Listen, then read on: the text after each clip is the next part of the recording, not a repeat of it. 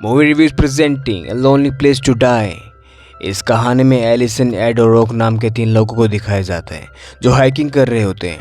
Hiking करते वक्त add का पैर किसी तरह से एक रस्सी में उलझ जाता है जिससे वो नीचे गिर जाते हैं। वो नीचे गिरने वाला होता है पर रॉक उसे बचा लेता है। इसके बाद ये तीनों दोस्त एलेक्स और जेनी से मिलने जाते हैं और फिर हाइकिंग और क्लाइंबिंग का प्लान बनाते हैं। अगले दिन ये हाइकिंग करने जाते हैं तो रास्ते में एड को कुछ आवाज़ें सुनाई देती हैं और वो वहाँ सबको बुला लेता है। जब वो वहाँ जाते हैं तो उन्हें फिर से आवाज़ें आती हैं और आवाज़ों का पीछा करते हुए उन्हें ज़मीन में एक गड्ढे में एक पाइप नज़र आता है जिसके अंदर से वो आवाज़ें आ रही थी। जब वे मिलकर उस जगह को खोदते हैं तो उसके अंदर से उन्हें एक बच्ची मिलती है जिसे एक बॉक्स में बंद कर रखा था। इस बच्ची का नाम ऐना होता है।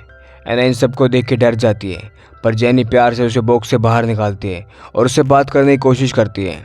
बच्चों की ऐना की लैंग्वेज अलग होती है इसलिए उनकी बातें नहीं समझ पाती कि ऐना क्या कह रही है और ना ही उनकी बातें ऐना समझ पाती है।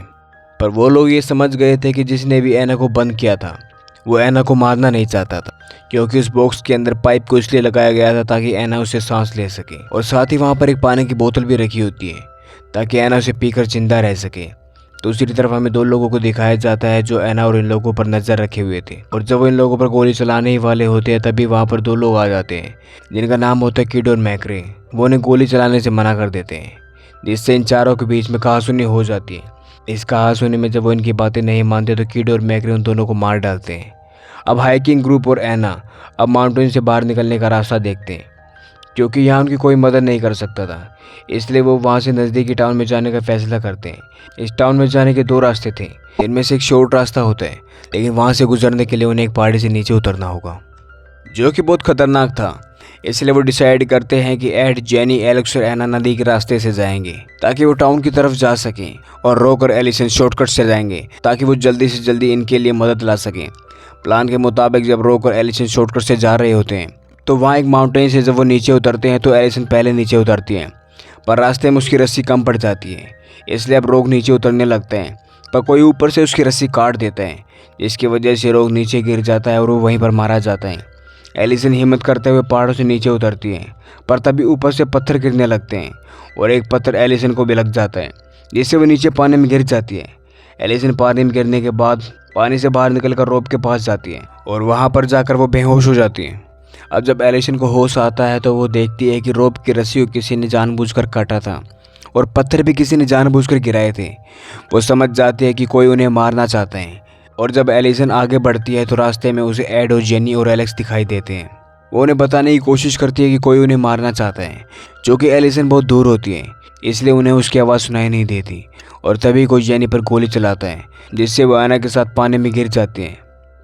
बाकी लोग उन्हें बचाने के लिए जाते हैं पर किड और मैक्रे उन पर फायरिंग करना शुरू कर देते हैं जिससे एक गोली एलिसन को छू कर निकल जाती है और वो भी पानी में गिर जाती है।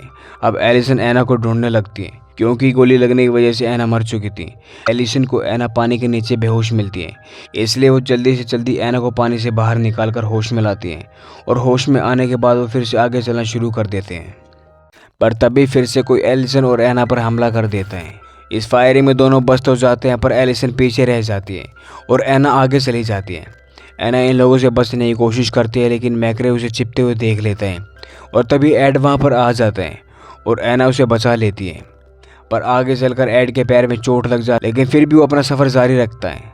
वहाँ वो आगे एलिसन और एलेक्स से मिलते हैं और मिलकर प्लान बनाते हैं और इस प्लान के मुताबिक एलेक्स, किड और मैक्रे का ध्यान भटकाएगा, साथ ही अपने साथ ऐना जैसे दिखने वाले डॉल को अपने साथ लेकर भागेगा और सब कुछ उनके प्लान के अकॉर्डिंग होता है।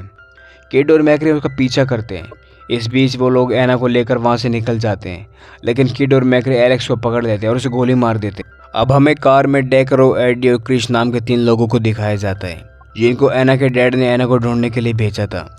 अब यहाँ हमें पता चलता है कि किसी ने ऐना को किडनैप कर लिया था और उसने फिरौती में $6 मिलियन मांगे थे और वो किडनैपर कोई और नहीं था बल्कि किड और मैक्रे थे।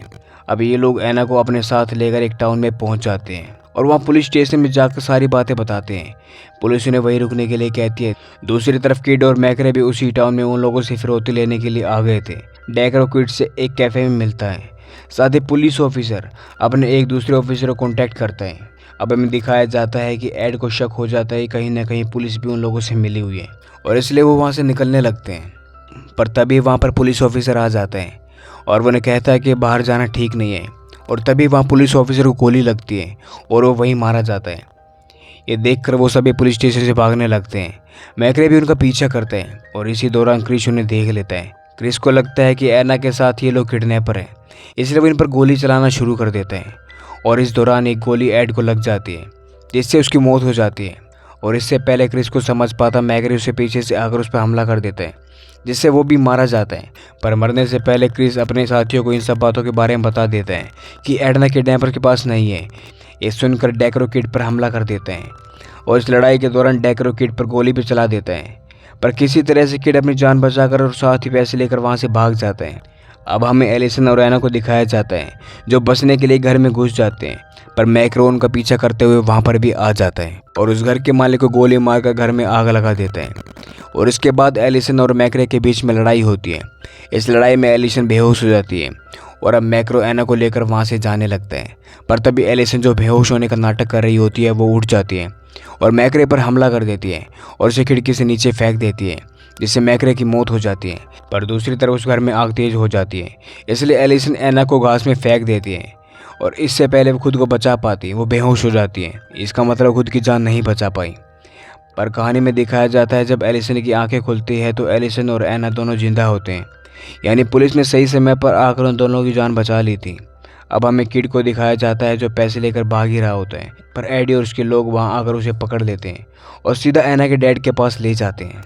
एना के डैड एक सर्बियन वॉर क्रिमिनल होते हैं और उन्होंने डेक्रो और उसके आदमियों को एना को ढूंढने के लिए हायर किया था। एना के डैड किड के हाथ पैर बांध देते और उसे कहते हैं कि अब तुम्हें पता चलेगा कि असली दर्द क्या होता है। इसका मतलब ये था कि एना के डैड अब उसे टॉर्चर करने वाले थे। और इसी के साथ ये कहानी यहीं ख़त्म हो जाती है।